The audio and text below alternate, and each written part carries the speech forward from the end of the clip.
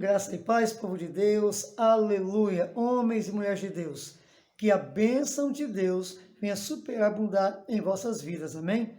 Estamos aqui com mais uma parcela da palavra de Deus e em Gênesis capítulo 6, sei que já citamos Gênesis capítulo 6 em um vídeo passado, mas hoje gostaríamos de enfatizar esse capítulo segundo a graça do Senhor nosso Deus, Jesus Cristo.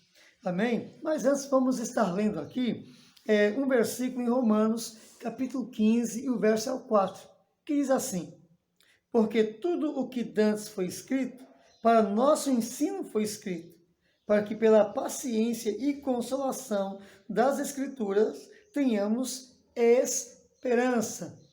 Aleluia! Oh glória! Tudo que foi escrito para ensino nosso.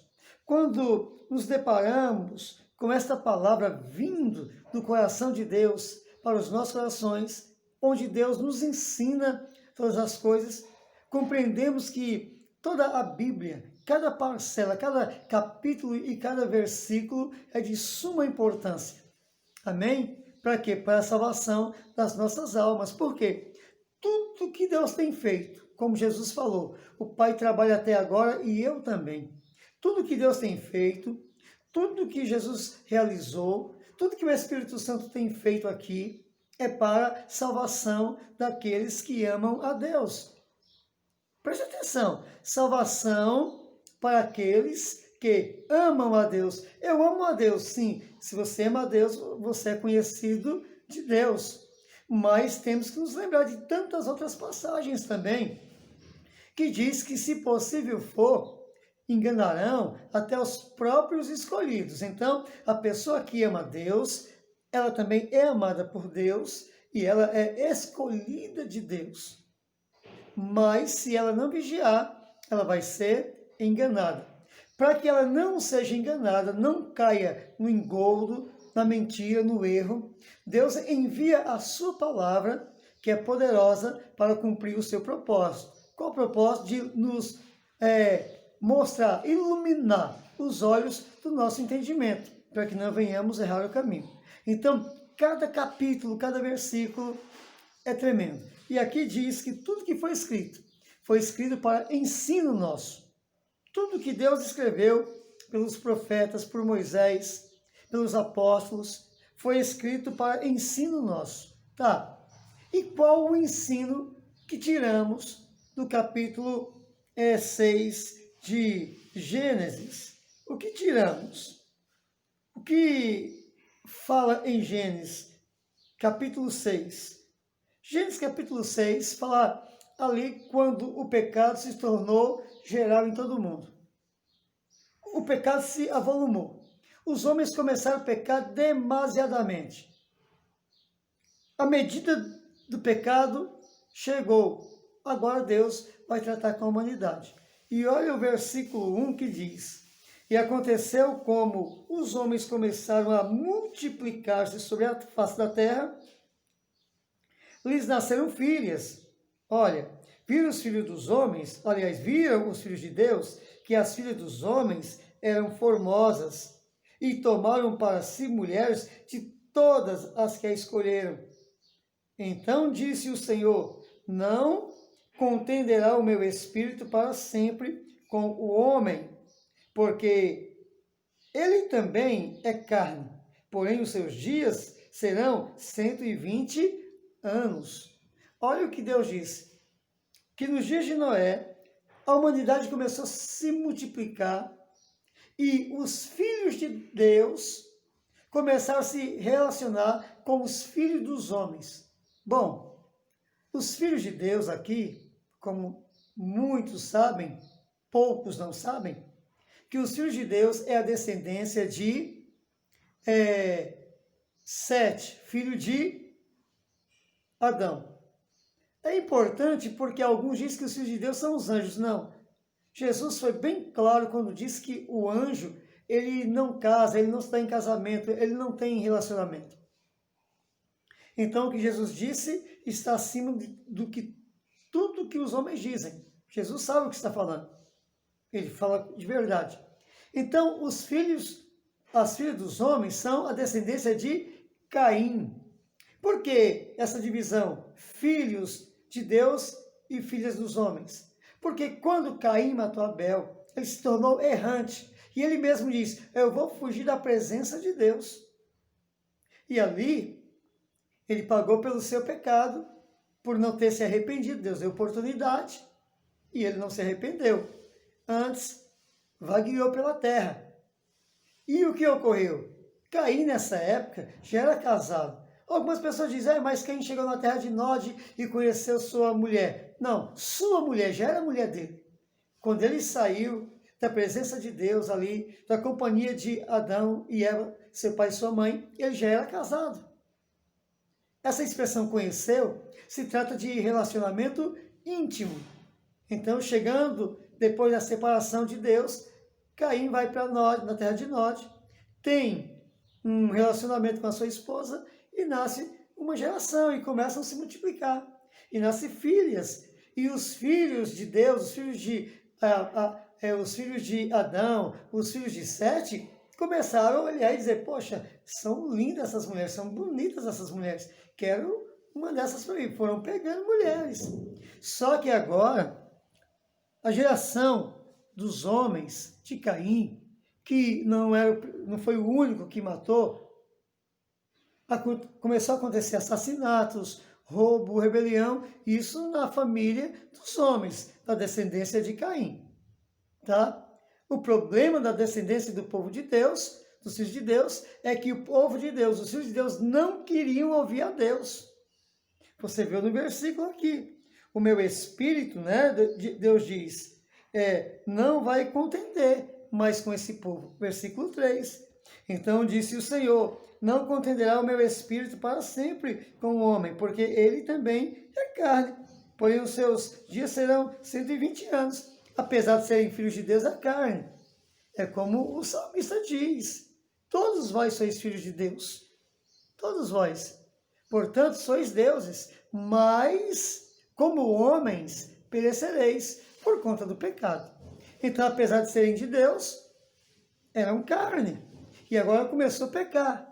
E aí vem a revelação de Deus em Romanos 3, Romanos 6, que Deus, ele colocou todos debaixo do pecado. E o salário do pecado é a morte. Então agora, os dias estavam contados. Olha, vocês vão ter 120 anos para se arrepender, para largar tudo isso, porque eu vou trazer um dilúvio sobre a terra. E aí, Noé, o pregoeiro da verdade, como diz Pedro, o apóstolo Pedro, começou a pregar, mas eles não ouviam, eles contendiam, eles não queriam ouvir a palavra de Deus. Por isso Deus diz, o meu espírito não contenderá. Agora, será que isso foi unicamente no mundo antediluviano? Foi somente antes do dilúvio que o homem contende com Deus? Porque a palavra de Deus diz que o próprio povo de Deus, Israel, quando estava no Egito, olha, resistia ao Espírito de Deus. Resistia. Mas não só isso. Na narração de Estevão, ali em Atos, capítulo 7, né? Capítulo 8, ele diz que o povo resistia ao Espírito Santo. A grande congregação de Deus no deserto. Mas ele também diz que os fariseus e saduceus naqueles dias diziam assim, ó, e vocês também resistem ao Espírito Santo. Então, por toda a geração, teve aqueles dentre o povo de Deus que resiste à voz do Espírito Santo. Olha só, como que o povo de Deus tem resistido à voz do Espírito Santo. Você abre a Escritura e você vê na Escritura, né? Eu vou fazer essa leitura, eu vou lá, depois nós voltamos aqui, eu vou lá em Efésios, né? Efésios no capítulo 4. A gente já fala muito sobre isso, mas sempre vale a pena estar lembrando, né? Lembrando essas passagens. Olha só, Efésios capítulo 4, versículo 11 diz assim, Jesus mesmo, e ele mesmo deu uns para apóstolos, e outros para profetas, e outros para evangelistas, e outros para pastores, e outros para doutores. 5 ministérios. Jesus deu à igreja. E vale a pena lembrar que isso aconteceu pós ressurreição de Jesus Cristo, quando ele sopra o seu Espírito sobre os discípulos, porque até ali havia quem? Os apóstolos. E como os apóstolos começou a pregar a palavra, foi surgindo os profetas como Ágapo, foi surgindo profetisas como filhas de Filipe, depois da ascensão de Cristo. Por que falo isso? Porque tem muitos que dizem que os profetas vieram só até João. Não, os profetas da lei vieram só até João. Mas teve muitos outros profetas depois de Jesus Cristo, depois dos apóstolos, e até hoje tem, tá? Porque quando se fala de profetizar, né, nós encontramos a palavra de Deus em Joel, e a qual Pedro faz referência no capítulo 2 de Atos. Ele diz que é nos últimos dias, Deus diz, derramarei do meu Espírito sobre toda a carne. E o derramar do Espírito veio após a ascensão de Cristo. Então, após a ascensão de Cristo, veio o Espírito cumprindo a profecia de Joel, a qual Pedro faz essa referência no capítulo 2 de Atos. Quando diz, olha, derramarei do meu Espírito sobre toda a carne. Os vossos filhos e as vossas filhas profetizarão. Olha aí os profetas surgindo depois da ascensão de Cristo. Os mais anciões, os velhos, os de cabelo branco, terão sonhos proféticos. Sonharão, tá? Derramarei do meu Espírito sobre toda a carne, sobre o homem, sobre os nossos filhos, sobre as nossas filhas, sobre o servo, sobre o livre, tá? Então a igreja foi chamada e no meio da igreja Deus levanta. E o problema grave, além de alguns dizer que não tem mais profeta, que não tem mais apóstolo, que não tem mais, sendo que Jesus levantou para que a igreja seja abençoada, tem muitas pessoas hoje que não aceitam mais falar de pastor. Então, isso é resistir ao Espírito Santo. Quando Ananias e Safira mentiram para Pedro, ele disse, olha, vocês não mentem para mim, vocês estão mentindo para o Espírito Santo. Mas quem fez a pergunta foi Pedro. Mas Jesus também falou. Assim como o Pai me enviou, eu envio a vós. E aquele que vos receber, a mim me recebestes. E aquele que me recebe, recebe o Pai. Então vocês vão, ensinem todas as coisas que eu vos tenho ensinado. Para quê? Para que a igreja, no dia do Senhor, do arrebatamento, esteja o quê? Aperfeiçoada por meio desses 5 ministérios. Olha o versículo 12, o que está escrito no versículo 12. Quando Deus escolhe esses 5 ministérios e institui na igreja, olha o que ele diz. Deus querendo o aperfeiçoamento dos santos. Somos santos, somos salvos, mas precisamos nos aperfeiçoar, para que seja notório, para que venha realmente haver o selo de Deus sobre as nossas vidas, para que venhamos passar pelo arrebatamento, temos que receber essa graça, esse selo, ser aperfeiçoado. Então ele diz, olha, Deus querendo o aperfeiçoamento dos santos, para a obra do ministério. Olha, existe uma obra, existe um ministério, para a edificação do corpo de Cristo, que é a igreja. Versículo 13, até que todos cheguemos à unidade da fé e ao conhecimento do Filho de Deus, ao homem perfeito, à medida da estatura, olha, completa de Cristo.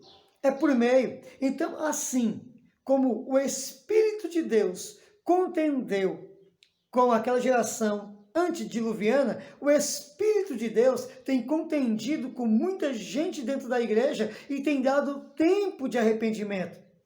E aí você fala, como assim? Fica claro, uma evidência. Quando? Quando você vê pastores apostatando da fé, foi porque chegou a medida do pecado. Obreiros, eu estou aqui na cidade de Condeúba, Bahia. Quantas pessoas hoje estão afastadas do ministério? Pessoas que já dirigiram igreja, pessoas que já tiveram pastoreio, pessoas que já tiveram presbitério, pessoas que estavam à frente de trabalho, hoje nem sequer vai na igreja, ainda mais fala mal da igreja e dos membros da igreja, dos pastores. Por quê? Porque houve um período de contenda, foi contendendo, foi resistindo, e agora chegou a medida do pecado e Deus agora envia a operação do erro. Muitos voltaram para o mundo, para a bebida, outros estão desconsolados, não conseguem congregar. Por quê? Porque Deus está dando uma direção e a pessoa está indo para outra. Assim também hoje, quantas vezes o pastor está pregando, eu digo não estou falando da denominação que eu congrego, estou falando da igreja de Cristo, das igrejas. Quantas vezes o pregador prega, o pastor prega, o obreiro prega, e alguém lá de baixo não compreende que aquele momento é o Espírito falando? Olha só.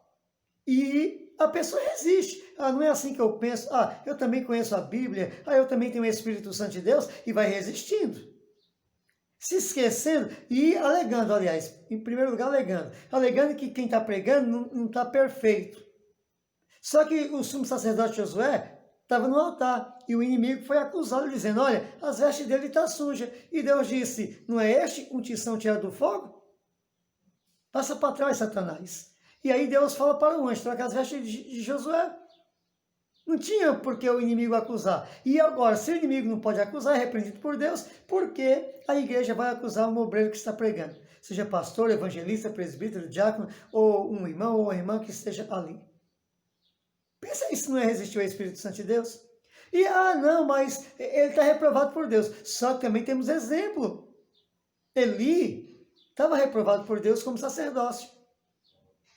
Mas Eli abençoou Ana, que era estéril e que teve filho. Por quê? Porque até aquele momento ele exercia o ministério. Quando chegar o momento de Deus, Deus tira quem ele quer, Deus põe quem ele quer, mas até o momento que aquela pessoa está exercendo o ministério, se alguém resiste quando ele diz uma palavra, está resistindo a Deus. E aí vai passar o tempo. E a medida do pecado vai chegar. E a pessoa vai cumprir uma escritura que está lá em capítulo 1 de Salmos, que não vai permanecer na congregação dos justos. Por quê? Porque as suas obras não foram achadas santas no Senhor. Por quê? Porque resistiu ao Espírito Santo. Então, quando nós lemos Gênesis e olhamos o que está acontecendo, é semelhante. Olha, assim como Coré e como Abião resistiu também, muitos resistem hoje. O pregador está pregando sobre alimento, não pensa assim. Mas o primeiro pecado da humanidade foi o alimento, foi a comida proibida. E assim também tem várias comidas proibidas no capítulo 8 de 1 Coríntios, no capítulo 10, aqui continuando, de 1 Coríntios, tá? Comidas proibidas, mas tem gente que acha que não. Não, eu oro e santifico, mas Deus proibiu. Como é que você vai, com a sua oração, subjugar uma doutrina de Deus? Não tem como. Não tem como. Bebida, comida, pecado. Tem o que é pecado e tem o que não é pecado. Então, também resistir. A vestimenta. Não, mas agora nós não estamos na lei. Cada um se veste do jeito que quer. Nada disso. A palavra de Deus também está lá. O Espírito Santo, por intermédio de Paulo, doutrinando Timóteo e ensinando ele como dirigir a igreja. Dizendo que as mulheres venham se vestir de forma honesta, digna, né? Os homens também. Então, claro que tem doutrina para vestimentas também. Tem doutrina para vestimentas. E tem doutrina para tudo. Só que a igreja tem resistido ao Espírito Santo. Mas voltando em Gênesis. E agora Deus olha em toda aquela humanidade e só encontra uma pessoa justa, Noé. Foi justa em suas gerações. Essa expressão justo em suas gerações é muito importante entendermos. Por quê? Porque mais tarde o próprio Noé vai amaldiçoar a Cã. Só que Cã era o filho mais novo. E aqui no capítulo 6 diz que Noé era fiel, Noé era justo em suas gerações. Quando diz justo em suas gerações, é que ele tinha os seus 3 filhos debaixo das suas ordenanças. Os seus filhos não viviam uma vida de pecado, não. Ele tinha o que tem escrito hoje em Timóteo 3, quando fala dos bispos, que os bispos, os pastores, os obreiros, devem ter seus filhos debaixo da obediência. para que possam governar a igreja de Deus. Porque se alguém não sabe governar a sua casa, como vai governar a igreja de Deus? Está entendendo? Então, olha só, Noé tinha os seus filhos na obediência da palavra de Deus, da lei de Deus escrita na tábua do seu coração.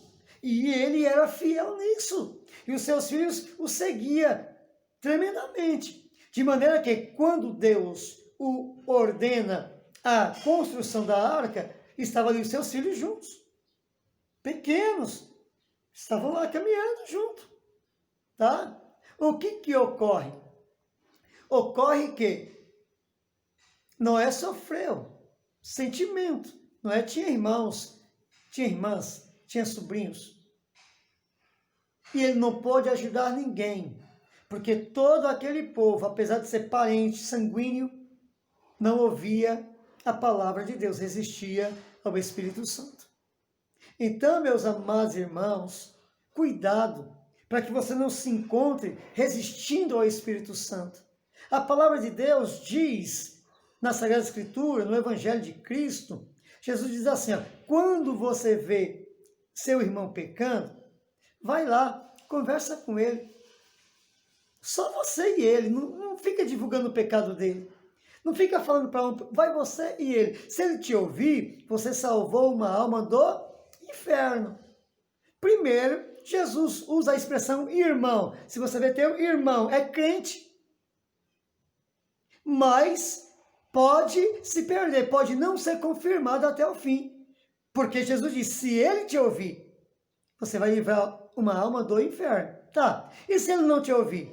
Pega mais uma ou duas testemunhas e vai até ele e fala, olha, isso que você está falando, ou pensando, ou praticando, ou cogitando no teu coração, ou divulgando como uma apologia, isso é mal, é pecado, é errado, meu amado.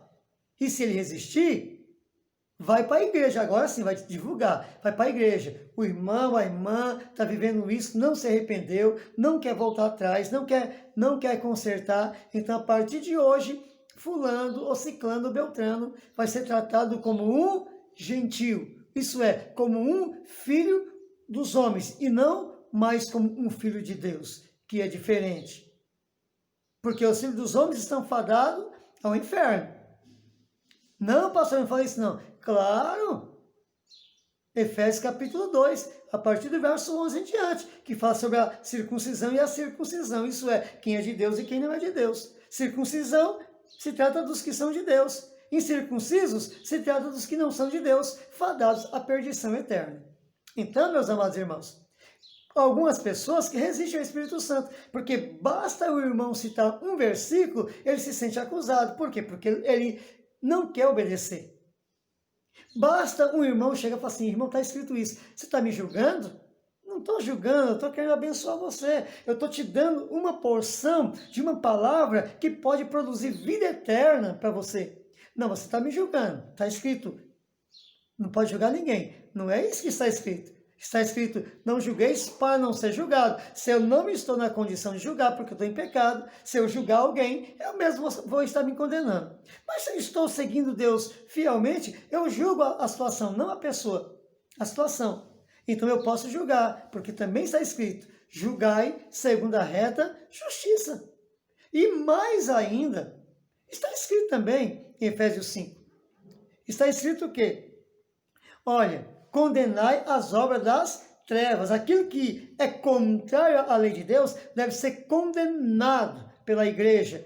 Seja homem ou mulher, condenado. Aplicar juízo, homem, mulher, jovem, todos os que têm conhecimento da palavra de Deus devem condenar as obras das trevas. É palavra de Deus. Palavra. Eu vou lá fazer essa leitura aqui. Eu já estou em Efésios, né? Efésios, capítulo 5. Olha só o que está escrito. Olha. Diz assim, versículo 11. E não comuniqueis. Isso é, não tenha relação. Não tenha comunhão. E não comuniqueis com as obras infrutuosas das trevas. Mas antes condenai-as. Não comungue com a obra das trevas. Antes condene. Ó, um alerta aí, um alerta para os irmãos que comungam com as trevas, tá? Está escrito aqui, não comungueis. Ah, não é, está escrito. Se não aceitar, está fazendo o que aquele povo fez, resistindo ao Espírito Santo. Ó, Deus diz assim, o Senhor, o Todo-Poderoso, o Criador dos céus e da terra. Casou? Casou. Até que a morte separe. Tá? Salvo uma vida de prostituição, uma vida de adultério que uma das partes esteja fazendo e não queira se arrepender. Nesse caso, o marido ou a mulher pode se apartar. No caso do pecado, do pecador não se arrepender, não abandonar o pecado. Nesse caso, ser falado, não se arrependeu, não consertou, então a mulher, o marido pode se apartar. Em outros casos, não. Aí o caso do crente com descrente, está também escrito.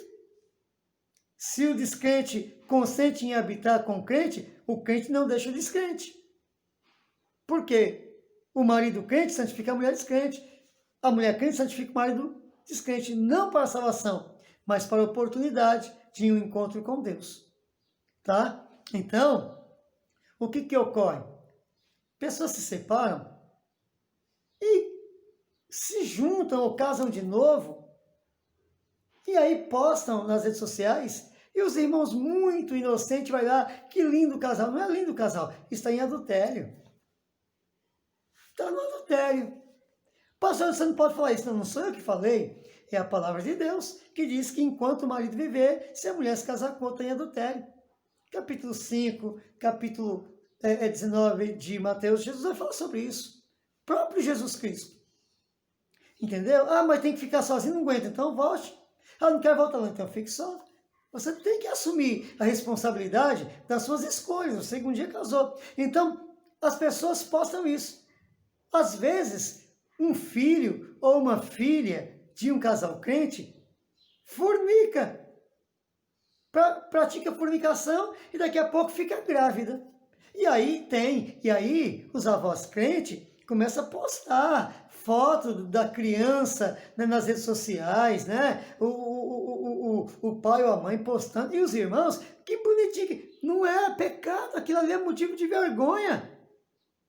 Está comungando com as obras das trevas. É um filho de prostituição, é um filho de lascívia, é um filho de adultério. Então como é que vai se alegrar com isso? Vai orar pela criança, vai pedir em clamor a Deus para que Deus abençoe, porque aquela criança não tem culpa de nada, mas você não pode comungar não, achar que aquilo é uma coisa boa não, aquilo é certo não. Isso é resistir ao Espírito Santo de Deus, meu amado. E isso é muito sério, porque essas coisas vai fazendo com que a medida do pecado venha transbordar, e depois vem o juízo de Deus. Olha quanta gente na igreja sofrendo, quando a igreja, na verdade, está debaixo de riquíssimas promessas de Deus. Olha o que está acontecendo. Claro que nem todo sofrimento é por conta de pecado. A gente aprende isso lendo o livro de Jó. Claro que não. Os discípulos também perguntaram, quem pecou? Foi ele? Foi a mãe? Foi o pai? Não, ninguém pecou. Então por que ele nasceu assim? Para a glória de Deus. Claro. Mas quem tem que saber bem disso é a própria pessoa, porque o mandamento é examine o homem a si mesmo. Examine o homem a si mesmo. Meus amados irmãos, há tempo. 120 anos nos dias de Noé passou muito rápido. Se você ler todo o capítulo de Gênesis, capítulo 6, você vai ver que no capítulo 6 Deus ordena a Noé entrar na arca. Noé, seus filhos, sua esposa e suas noras. E Deus diz, entra porque daqui a 7 dias eu vou enviar o dilúvio. E eles entram e ficam ali apavorados, esperando o dilúvio cair. Os 120 anos passou. O juízo chegou. Agora vai morrer homem, mulher, criança. Ou vocês acham que eles se entregaram à morte? Eles fugiam para os lugares altos, para as montanhas altas. Mas as águas do dilúvio cobriu a montanha mais alta, quase 7 metros de altura. Águas bravias, revoltas. Como iriam escapar alguém? Como 120 anos passou tão rápido? Como 10 anos, 20, 30, 40, 50, passa rápido, 60, passa rápido. E nisso, aquele que for resistir ao Espírito Santo vai perecer. E os que obedecer a Deus vai ser recebido pelo Senhor, vai ser abençoado por Deus. Vocês entendem, amados, a seriedade da coisa? Que a sua vida não é uma fantasia, nem um desenho animado, mas que vem consequências seríssimas se a gente errar o caminho? Olha o que o escritor de Provérbios diz, o profeta, tá? Deus fala pela boca dele. Há caminhos que para o homem parece justo, reto, mas o final desse caminho é caminho de morte. Então Deus, por sua infinita misericórdia, graça e amor, nos enviou a palavra, por meio dos profetas, por meio de Jesus Cristo, dos apóstolos e hoje dos pregadores e desses 5 ministérios que foi citado em Efésios 4, 11, 12 e 13. Para que cada cristão possa ser aperfeiçoado pelo poder da palavra. Mas se o cristão resistir, ele vai ser lançado fora também, como foi os filhos de Deus no mundo antediluviano. Fica aqui esta palavra como um alerta, que Deus te ajude, que Deus me ajude, que Deus nos ajude a permanecer firme e a não resistir ao Espírito Santo de Deus. Lembre-se, toda palavra que veio da boca de Deus é de vida eterna ou de juízo eterno. Porque a mesma palavra que salva é a mesma palavra que condena. Esta é a verdade, tá? Cheiro de vida para os que vivem e cheiro de morte para os que morrem. É o Espírito usando o apóstolo Paulo, né? Aos Coríntios. Então ele diz isso, cheiro de vida para os que vivem. Quando o que ama Deus ouve uma palavra, teme, treme, estremece, eu estou errado mesmo, eu tenho que consertar. Quando o que resiste ao Espírito Santo ouve a palavra, você está me julgando. Não é bem assim. Também não, eu não entendo dessa maneira. E vai resistir. Mesmo que seja uma autoridade constituída por Deus, ele vai resistir. Não é para resistir nem ao irmão que está do lado. Porque a palavra de Deus diz que devemos exortar uns aos outros, até que Jesus volte, para estar nos ajudando. Mas essa pessoa que resiste ao Espírito Santo não consegue baixar a cabeça e se humilhar. E o reino dos céus é para aquele que se humilha. Porque a humilhação, aquele que é humilhado será exaltado. Mas a arrogância, o orgulho, precede a queda. Lá na frente vai cair. Então fica esta palavra, que Deus nos ajude, que Deus seja contigo, com a tua casa, que o Espírito Santo de Deus faça uma grande e poderosa obra em tua vida, em nome de Jesus. Amém? A nossa oração é para que Deus vos enriqueça com conhecimento e com a sabedoria do céu, em nome de Jesus.